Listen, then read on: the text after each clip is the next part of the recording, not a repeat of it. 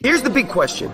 How are agents like us, who didn't get an opportunity to invest in a franchise early, who are spending time and money to sell homes, building someone else's saleable asset? How do we grow a business but still build wealth? Have an exit strategy and get a piece of the pie that's not dependent on us working more hours and every weekend? That is the question, and this podcast will give you the answer. My name is Jay Kinder. My name is Al Stasek. And I'm Michael Reese. We are your hosts, and welcome to the One Big Fire Podcast. All right, here we go. How's it going, Tina Caul? How are you doing today? It's going. I'm great. Loving life. Thanks for having me. You look so good with the whole backdrop and everything, like just so dialed in. I love it. So I'm happy to be here with you. And this is one of our top 200 interviews. So this is interviewing through Honey Badger Nation, the top attractors in the company, Tina being one of those companies. So what I always like to start with is the math. I like to see the numbers and see kind of how things have transpired for you as far as agent attraction goes. And we'll talk a little bit about your real estate brokerage that's crushing it as well. But what's kind of the numbers? How many agents do you have in your total revenue share group? What's the number, FLA, FLQA, all the good stuff?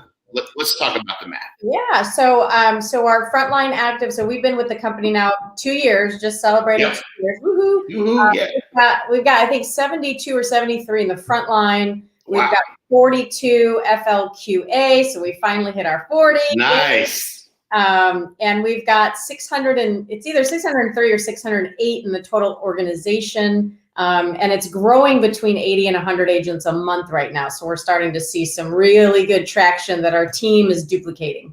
Unbelievable. And so that's such a huge thing to see that type of growth. And we see it pretty consistently with the kind of numbers that you have, that growth rate is just, in excess of 8, 9, 10 or 12%, which is, and it's important for people to understand that in order to double in 12 months, it's compounded 5.95% per month for 12 months, right? So it's just growing by 6% a month compounded. That's doubling. So, and you're at a pace of doubling, right? It's like doubling every 6 months. And so your revenue share group is literally growing like crazy. And so I really want to get into some of the, what you think is driving that and some of the things that you've done to gain momentum.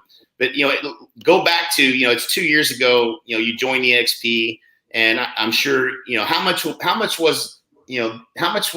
belief did you have in the revenue share coming in, and how much of a focus was that, when you joined the company? Like, was that your main focus, or what was kind of your thoughts coming in? I think it wasn't the main focus. It was obviously attractive. And this is what I tell every agent. We've got our little 5 pillars. We've got our rev share, our stock, our leads, our training, and now our healthcare. And it depends on where you are in your career. I was at that point where I went from being an individual agent, maxing out at 130 deals. You can't possibly do anymore unless you're a machine, to let me start a team. Then you start the team. Then you see, being a team leader is just as painful. And then you start to grow into, I need to be an operator and a good leader. And so I was finding the pain points in the business of growing a team. And so what was attractive to me was mainly, I was renting my business for 20 years, and here I could come in and the stock for me has been massive. I've since day one have been buying the stock. So that's, it's multiple millions of dollars. And it was the revenue share, because I knew that I could be attractive just like I am to my sellers and buyers. I could be attracted to agents to help them come in, double their business, but not leave me after. And the big thing is when you bring agents in and you start training them, to be honest, Jay, I would bring in rock stars and go, man, I'm a little intimidated by this one. I'm not going to put them on my team because they're going to be a competitor in 2 years. Right. And so it allowed me the freedom to scale and grow. So I was attracted to the revenue share, but I didn't quite understand it like I do now. And I wish I would have understood it sooner. Right. Because you don't start believing it till you see the numbers growing. And then you start to see the lives changing. And you're like, man, I'm really making a difference for these people that keep thanking me. And it's like, it feels good, just like buyers and sellers thank you. You're like, yes, I'm a rock star, sold your home. Now it's like, wow, just because you dragged me to this company, it's paying for my child's college. Thank you. So it's kind of another way to, Yeah, you're just adding more value, and people are getting more from the platform. And it's incredible to be a part of it. So what do you think it was that, because, there's a lot of folks that join the company and they just don't really think, I'm not a recruiter or whatever the case may be. and they don't really get plugged in. And that could have happened to you. I mean, you're going to naturally attract people, obviously, but what was it? What did you get plugged into? How did you get going and get sparked to focus any of your time? Because you're surely as busy as anybody else that joins the company, or maybe one of the busiest people, right? But you still found a way to make time for it. What was it that really turned you onto that? I think, when I think back to my superpower is now I'm not the smartest person in the room ever, but I definitely seek out knowledge, and I'm a knowledge seeker. And I know you're like that too. I mean, I was a C student at best. Yeah. And so, but the reality is I'm going to work harder than anyone to understand the information that's presented and that's in front of me, because it's out there. So the minute I joined the company, I started to study you and Mike and Dan Beer and Kyle, everybody, whoever was doing anything in the company. I knew their name.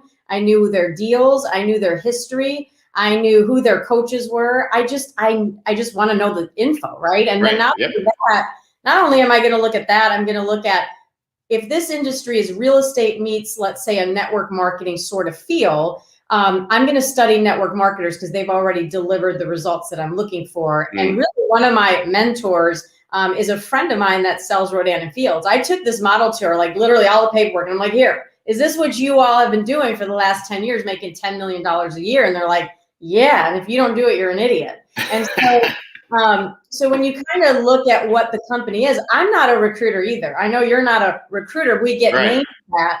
But what we are, hey, I look at this as I have information that can change someone's life. I'm going to share it. And if this resonates with you, then join us. If not, bye. Like, I'm not going to drag somebody to the company. They hate it and then they leave. Right. So I started to study the company, the reason it was growing so fast, and the value proposition. And then when my belief meter went up, I knew that I didn't have to sell anything. Just my sheer enthusiasm would bring people on because we believe it. And so, Yeah, I think a lot of folks get really excited and have the same experience that we've all had. Is you join, you get some stock, a friend comes behind you, you get a check that kind of comes out of nowhere. You're like, oh my gosh, this is pretty amazing. And then you try to start talking about it, and it's not the easiest thing to explain, right? So a lot of folks don't probably convey it very well. And enthusiasm goes a long way. But what in those early conversations, what did you have a process? What were you doing to get their attention to at least listen? And were you using any tools or videos or anything like that to convey the opportunity? I wasn't one of these people that was reaching out to people cold. Like, I love Dan Hillsman. I think he is the epitome of what anybody can do anything if they put their mind to it. So a lot of people, you have to be Jay Kinder or Michael Reese to grow this thing. And you don't. No, you don't. I mean, that guy's crushing it. His numbers are, he's catching up to me, and I'm like trying to use my influence, and he's just, I'm just talking to people. So imagine if I actually went out and talked to people. Right. So I think it wasn't about that. It was more about, hey, I know that if we partner together, why don't we partner together? And why don't we grow this thing as a partnership? I'm coming to you as another leader. Let's look at this from a partnership perspective. Not that come join EXP. Yeah, it's a great, amazing brokerage, but could you level this brokerage and the tools? Could you leverage it to help more people? And if you get out there and you help more agents, then more agents are going to come. I have more stories of, hey, thank you for helping me double my business, or thank you for showing me this, and that's grown my business. If you just help people, that's really the approach. It's not so much come to EXP. It's why should you come to EXP with me? That's 100%. Yes. And I couldn't reiterate what you're saying enough, that the approach of just trying to talk about EXP is not going to influence someone to join the company. Very rarely, if ever, unless they're just like really, really unhappy where they're at. And it's probably the biggest mistake I see a lot of people make. So really your approach is partnership. How can you help serve them? How could you do something together that was bigger than just you, the individual, what you're doing and independently, and them independently? And that opened the door and opened the gate of the mind for people to take a look at the opportunity. Okay, cool. Love it. It's like you were going to say to a seller, partner with me. If you partner with me instead of Jay Kinder, I'm going to do this, and this, right? I mean, we are all sales people, right? We come into an industry of sales. This is the same thing. Partner with me and let's see if we can make something. I don't care what brokerage you work at. EXP didn't make me successful. I was already successful, just like I was at Remax, just like we all were at Keller Williams. the brokerage is there, but the vehicle the brokerage offers gives us a little bit more on the dashboard, right? Right. Yep. Absolutely. So was there anything, is there anything that you would do differently, coming in from the beginning that you would have focused on differently or done differently? I would have talked to more people. That's everybody says the same thing. That's like the most common answer, because and you may talk a little bit about this too. What were you putting out there that was creating these inbound? Because this is the experience a lot of folks have, and especially if you have any influence at all, there's going to be people that just reach out to you and say, hey man, I was thinking about it too, and want to know more. Was there anything you were doing that was putting that message out into the market? Anything particular? Interviews with people coming on, or anything that you were doing content wise? So I think in the beginning I kind of stayed pretty quiet because I wanted to vet it and make sure that it wasn't a cluster. Right. So when I moved over, I had like a handful of agents in my market that knew me and liked me, that kind of reached out and said, what are you doing? Are you crazy? Like, why are you doing this? But they were curious and they had the same pain points. And so, with them, we kind of strategically sat down and said, hey, I'm growing this like, Jay and Mike and all these great agents, look at what they're doing. Success leaves clues. Let's not miss out on this. Let's join together and let's grow it in our market. Because in our market, there were some agents, but there weren't any like high profile agents. Right. So I knew being like a top 5 out of 9,000 agents, like they're going to take notice that we're doing this. Some are going to watch us like we're crazy. The others are going to join in the fun. Right. Yeah. And so I think that, that was kind of the mentality around it, is if we all kind of group together, we can grow this together. Right. And so that's what we did. We basically started to talk to people. Every time we brought over an agent, even if they sold 0 homes and they were brand new, we made a big stink about it. So it wasn't just I recruited Jay Kinder. It was I recruited Sally Brown. Sally's brand new, but who cares? Right. She joined us in the movement. And so we made a lot of noise. And what started to happen was people started to see, brokers started to hate us. Things were happening in that regard. They're like, oh man, Tina's just a recruiter now. I'm like, not really. these people are joining me, And so I would say to people, make the noise, but be positive. And the other thing that I hated seeing was every time an EXP agent put something out there, it was like, call me for more info, call me for a private. It was like very salesy. So I went the other route. I'm like, I'm just going to spread the joy. Right. And then if I wasn't creepy, people would follow and they would reach out to me, and they did. They'd be like, man, you guys look like you're having fun. Let's sit down and talk about my business. Right on. And I think a really important point that is sometimes left out is, in that story of when somebody's coming on, the reason why they're joining is because of the things that they saw value that you can provide for them, the things that we're going to do and help them. And so, in that announcement is always somebody's story of why they're coming over, related to nobody's reason for joining is rev share and stock. That's not why they joined. They joined because of the opportunity together to do something bigger and help them go from where they're at to where they're trying to get to in their real estate business. That's how it starts. And so it's pretty fascinating. Of course, the opportunity is attractive, but that's not the main reason for most everybody that joins the company. And so super cool. Love it. How about events? So, we've been locked down from COVID for quite some time now, but before the days of COVID, we had live events. Yeah. How important were those live events in the process of your success so far and EXP?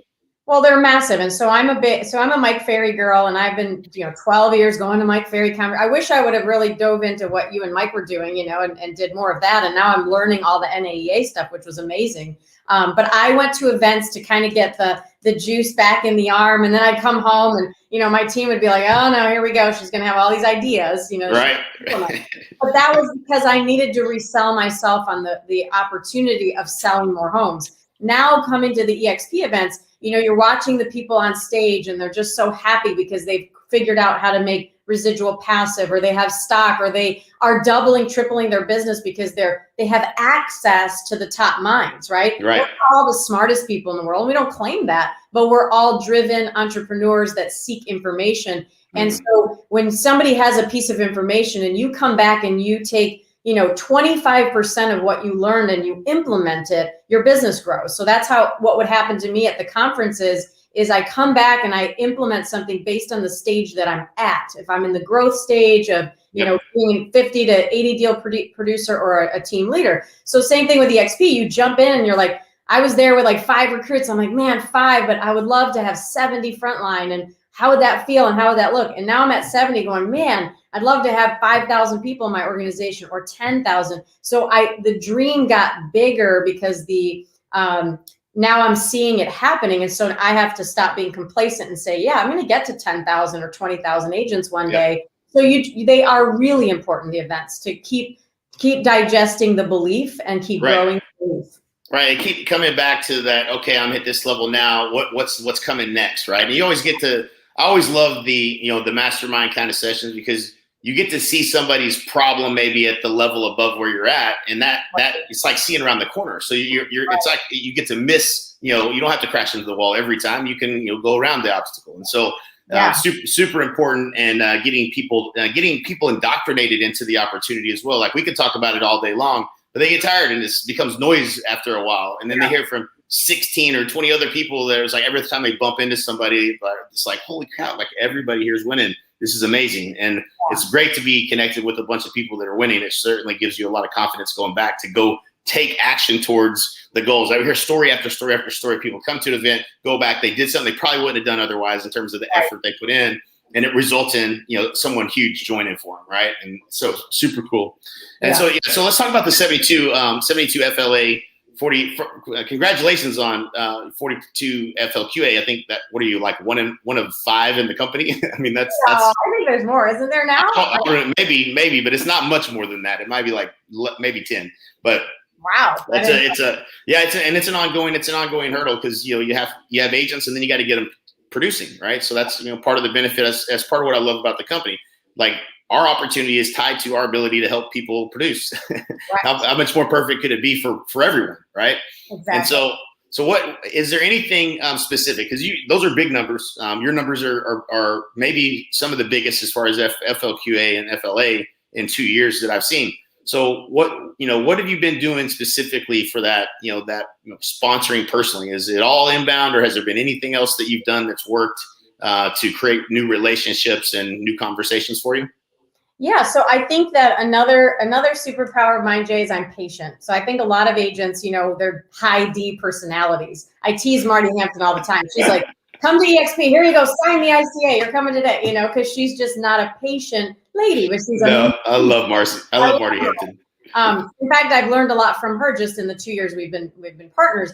For me, though, it's about building the relationship. So from, when I look at my numbers every month, it was like 1, 2, 3, 0, 0, 0, 4, 1, 3. And then this past January it was 14.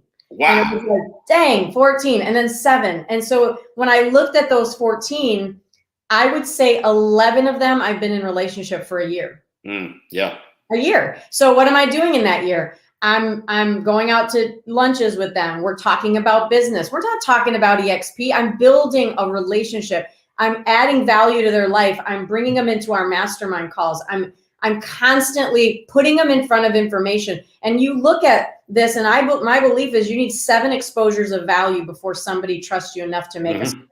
Yes, there's going to be the people that are like, I love it and I'm moving forward, like Marty Hampton, who's amazing. She brought a whole flipping brokerage in like a week.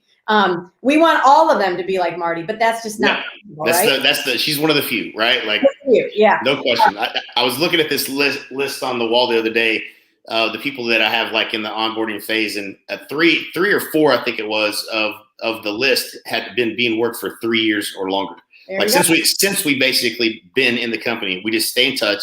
They're friends of ours. We built relationships. We have relationships, and so that's it's such a key thing that you have to do. And so good job with that. That's awesome. And so I love that 14 in a month. That's amazing. What a great month. Is there anything that you're doing specifically during the onboarding phase to streamline that, or anything you're doing to set expectations or manage that process so that they have a great experience coming on board and they get plugged into all the stuff they get access to?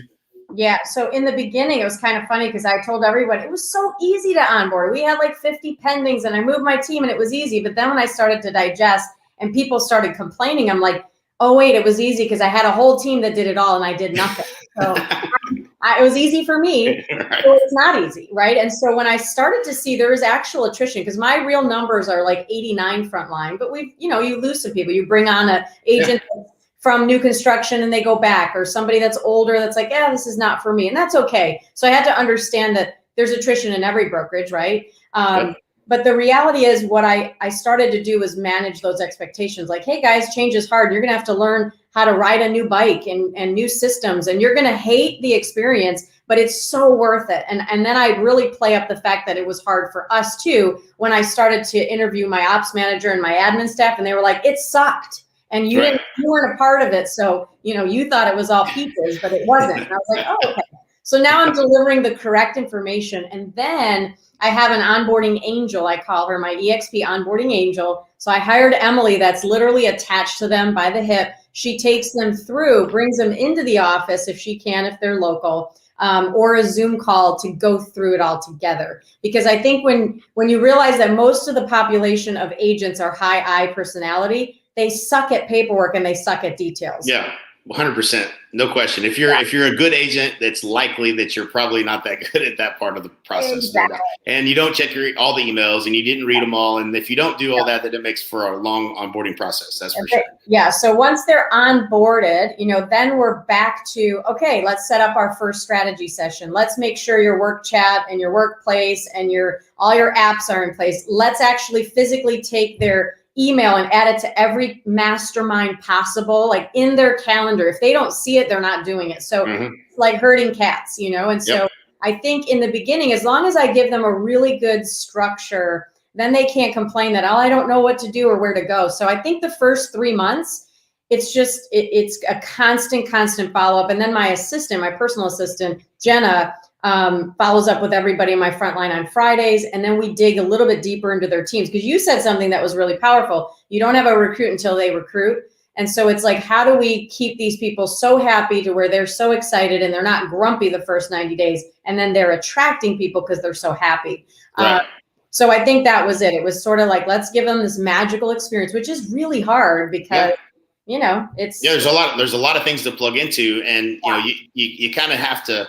There's certain things they have to get plugged into, and it's like urgently important that they're plugged into so that they can know how to do transactions. And then there's like a lot of really cool stuff we want to plug them into where we can help them grow their business. But you got to kind of know, okay, well, where are they at in their business? What do we need to help them with? Where do they need to focus their time in order to accomplish their goals, that kind of thing. So great job with that. That's awesome. And it's funny because one of the agents I've been, talking to, she's like, God, that seems like a lot to do. And, that's really not what I want to do. And I said, wait a minute.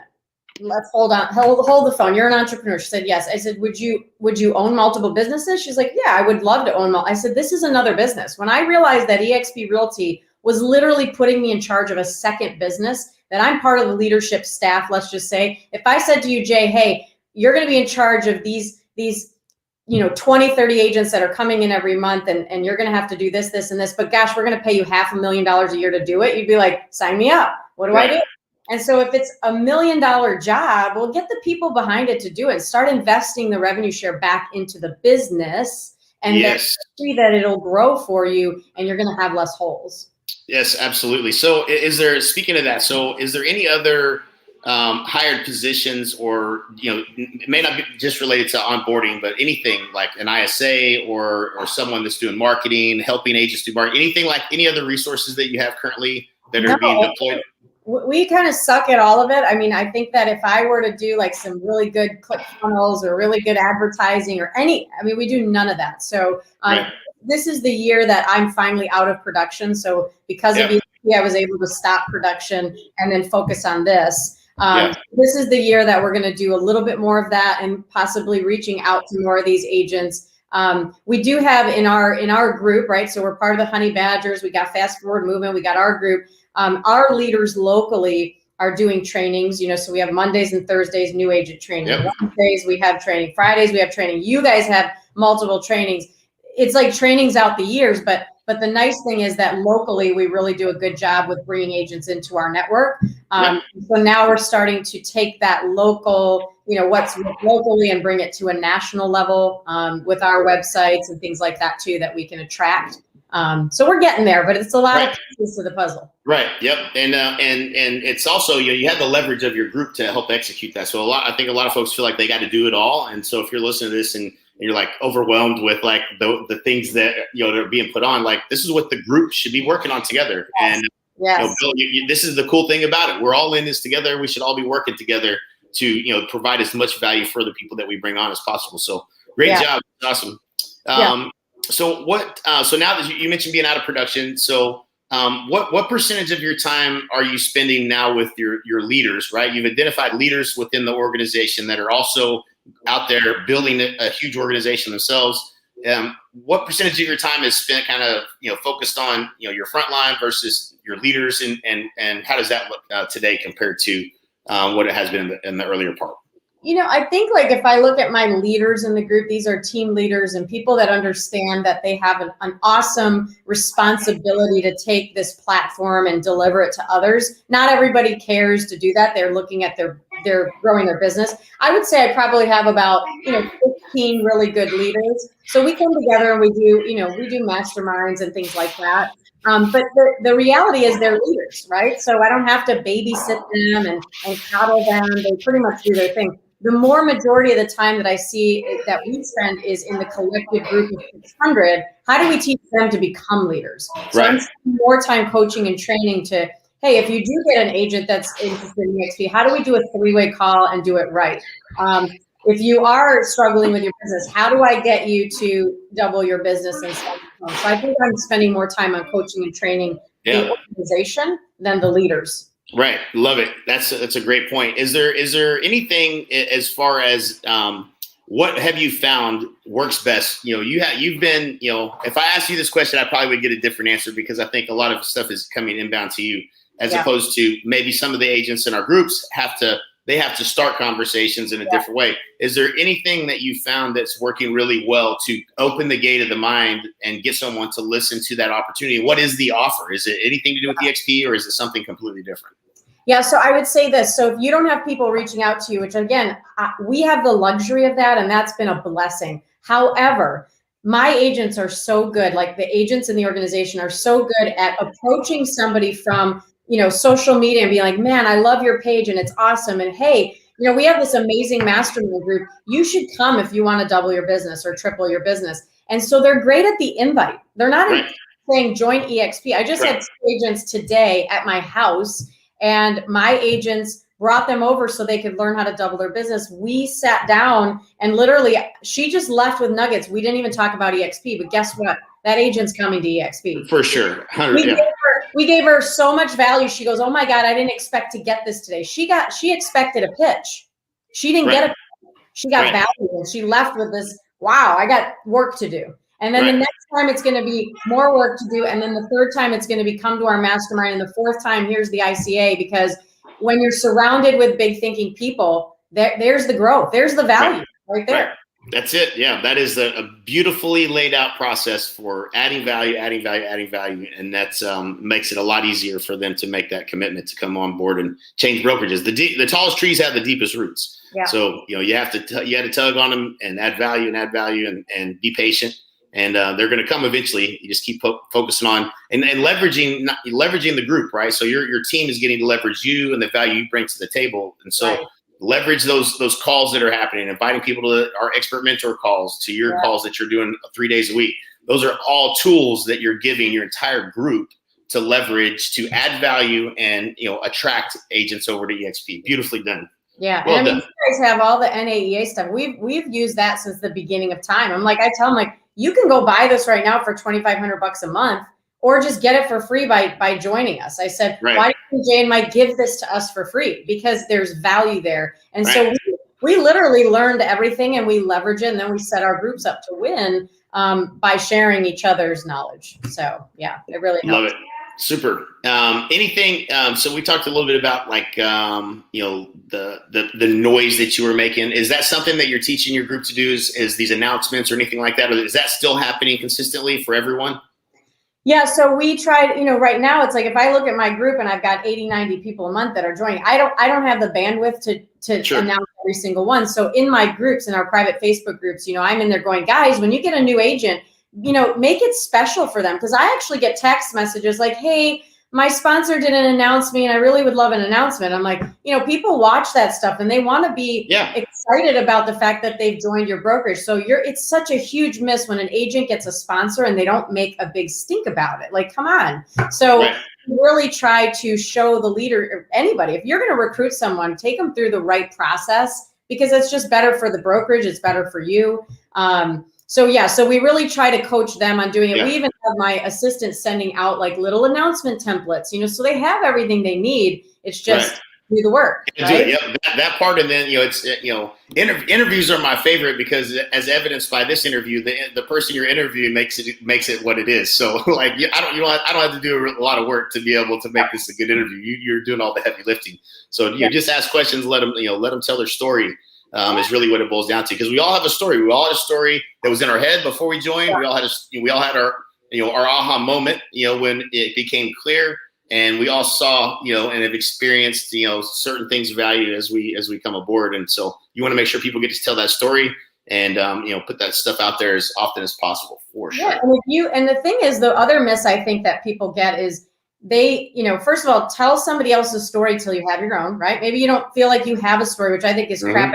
Has a great story, right? I got poor and I did this and here I am today. But the reality is, I think that the biggest miss, and I tell some of my bigger leaders, don't wait to make big announcements just because you've got some big team from who knows where. That is not to inspire the average agent to come over. Right. It's the agent that went from 4 deals to 8, from 8 to 16, from 16 to 20. That's inspiring because the average agent in the nation sells 4 homes. So when you're really making a big stink, it's about that agent that sold their first home. We send out a newsletter every week and we're like, Melanie Joy just sold her first home. Like, it's exciting, right? Because then that person that's ready to give up is like, man, I could do that too. I'm going to hang in there just another month. That's inspiring because it's moving towards emotion, and it's accessibility and reachability versus I'm never going to be Jay Kinder. He's got 4,000 people. Forget it. It's just too far. But on my team that brought over 8 people who has 65 and she's a few $1,000s a month, like, that's achievable. That's awesome. That's great. I love it. Yeah. So we talked a little bit about what you're doing to support your group. You have a Facebook group, weekly calls, 3 of them look like, onboarding process. Any chat groups or anything like that, or any other way that you're keeping them connected? Yes, we have our chats. So some of the leaders are on private chats. We have our mastermind at my house, so I make a big stink about it and do a big banquet type thing and bring them in. And then I really try to get my leaders to events, when we can go to these events. I know Dan just had a great mastermind. You have awesome masterminds. So I try to get people to a lot of those things, especially agents that are outside of our organization. When they come in and see the value, the reality is I want them to think about us when their broker is failing them. Yeah. And when they think about the experience they had with us and what we're doing behind the scenes. Everybody just wants growth. Most people, I mean, some don't, but that's okay. The driven people are going to want growth. They're going to want accessibility. And when they see that they can have it here, they're going to come to EXP because of you, not EXP. That's right. That's exactly right. Is there any, so everyone has kind of a different opinion about videos and whether you should share videos or not, or hey, how are you getting the communicating of the business model across to the people that you're in conversation with? Is there a video that's working really well for you guys, or are you doing something different? It's funny because when I first joined, I used Brent's video, which I think everybody has used. I found that my attention span is low. So I don't know that a lot of people are going to be, it's like squirrel. So I think that a lot of people are going to sit and listen to something for 30 minutes. And so what I found is, I have like 2-minute little, increment videos that just kind of give an overall view, about EXP. But again, it's not like, hey, sit them down, watch this 30-minute video. What did you like? That doesn't feel good. That feels like I just got sold something and now I have to make a decision. And so for me, it's very rare that we're watching any videos. Right. And we're mainly having conversations about business growth. Where do you want to be? What do you want your children to know about you? Like, what do you want them to think about you in 10 years? Like, what did you build? Do you want to build nationally? Do you want to go global? Like, what's the vision? Right. And so, because we have the opportunity. If you want to go global here, we just got our first agent in France. That's freaking cool. How awesome is that? Yeah. That's great. you know, and I know you guys are all global now. I mean, it's just cool to see that. So it depends on who is your audience. What do they love about real estate? What do they hate? When you know what they hate, you can literally take your toolbox and go, I think I could fix that with this, this, and this. That's exactly it. Right? I mean, that's it. That was gold. If everybody's listening, like what you just said is exactly it. Say it again, please. Yeah. So I tell people, you know, what do you love about real estate? What do you hate about it? Or what do you dislike? Or what do you want to fix? And then I look at my toolbox. I look at everything that EXP and our team and Honey Badger and everything has. And then I plug them into those pain points and say, I could fix those pain points with this, this, and this. Right. Yeah. Right? That's it. That was magic right there. That's really what it's about, is understanding about here's where you're at. Here's where you want to go. What do you feel like the pain points are that are keeping you from getting there? And then how can we solve this together? And that when you take that approach, you know, there's not a lot of selling that ever happens. It's really just truly trying to help people, and they see the value in that. Hey, you actually can help me, and they come aboard. So that's good stuff. Yeah. So what would you say is the biggest mistake that agents are making as it relates to agent attraction? If they're out there struggling right now, what do you feel like is the thing that's holding them back from being successful? Maybe they've tried a few times and had no success, but what do you think the biggest mistake they're making is? I think for me, the biggest mistake that I see is that they're leading from why is it best for them. You know, I want you to come to this company because I need to make revenue share. Like that's not valuable. And again, I heard about EXP a lot, but until I realized that I could partner with Mark Z, who's like a mastermind at investing, like we just did this big investment deal. I'm just so excited to work with him because he's a genius when it comes to investing, right? Right. And you've got him and you've got Dan and you got all these great you guys. I came because of the people and that I wanted to grow. And so if you're a new agent at EXP, do not tell me that you don't know your 7 levels above you, because that's ridiculous, right? Who's your family of people? Who is above me that's going to, because there's somebody, maybe the agent that brought you in, you were like, oh man, I should have went under somebody else. Who cares? Go up 7 levels. You're going to hit Brent Gove probably. Yeah. Point. You know, so who are they? How do you leverage them? How do you tell their story? How do you let other people help you bring people in? So I think the worst thing is come to EXP, we have stock and we have rev share. And it's amazing, right? That's icing on the cake. But the biggest thing is collaboration and access to information. You can go to so many websites to get so many things. So I think it's unfortunately, if it's not working for the agent's not working it right, because there's a ton of information. And they just want the easy thing. They were sold easily on it, and they think everyone's going to be sold easily on it. No, not true. Right. That's true. Yeah, and the majority are not sold easily on it. That's for sure. And you truly do have to find where you can help people. And if you make that your focus, then you'll never have to recruit a day in your life. Ever. Right. Ever. So all right. For the last question, you know, what's the goal? Where are we going to be 3 years from now, and where are we going to be in the next 12 months with your group size? Well, I mean, I think that by the end of the year, you know, if we're growing at 80 to 100 a month, I mean, just by numbers, I mean, we should be at maybe 1,400. Let's just say we hit that, right? With a little attrition, maybe we're at 1,300, 1,250. I don't know. Right. But the reality is, I think after that, we're going to see some bigger doubling. So I would love in 5 years to have an organization of, you know, 12,000 people. You know, I think it's possible because I think there is. I think we're probably, all of us are growing faster than even some of the original people grew. Yeah, you're growing faster than I am, and you're growing faster than, well, everybody that's above me. So I mean, absolutely. I'm at like 9.5% right now. So anything, and how crazy is that anyway? But that's amazing. That's what we want, right? We want 100% us to grow faster. And this is, you know, something that you know, I heard Dave Kennard say, and I try to say it as often as I can to remind everybody of this, because I think this is the biggest misconception today is people think they're in too late. When, you know, the last 3 years since I joined the company, there was, you know, it was 5,000 agents when we joined us, 40-something thousand, you know, at the 3-year mark. And so my opportunity over a 3-year period was basically 40,000 agents. And in the next 3 years, we're going to add another 150,000 agents just in North America alone. Right. And so that it's triple the opportunity right now for everyone else, and they all got to join under somebody. That's the only way you can join this company, is you have to have a sponsor. Right. And so somebody is going to have 150,000 people under him. Everybody might as well have 10,000.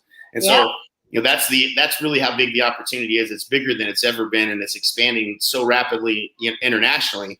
And don't think that that's not going to happen for you, because it's just like you're experiencing it in France. We've got Portugal and a few others that in a million years I would have never dreamed. We're taking all of our EA material and we're turning it into Spanish. And I've got Carlos Munoz is going to be here in Puerto Rico doing an event. These are huge opportunities within other countries that I would have never thought this big before, except for on this platform. It just happens whether you really want it to or not. So you better get ready for it. But it's pretty awesome. The problem is too, I think people from the outside watch us kind of do the videos. We are such a small, tiny fraction of like any agent doing this. And so they already go, oh man, there's just no room. I mean, there's like nobody in Utah. There's like there's so much room to grow this thing. It's ridiculous. And I know, have you seen I think it's called the Rogers Innovation Curve? I sure have. Yep. And so that's the big thing right now. When I was talking to Holly, who's in the Rodan and Fields, she said the difference between her and the person above her was 4 years. It's a $6 million, $7 million difference, right? 4 years. And so when we got into KW, we were here. So you're looking at the curve. We were here. There was no more opportunity. So and now we're getting into DXP here. So we just got all this growth in front of us. I mean, it's just so cool. Right.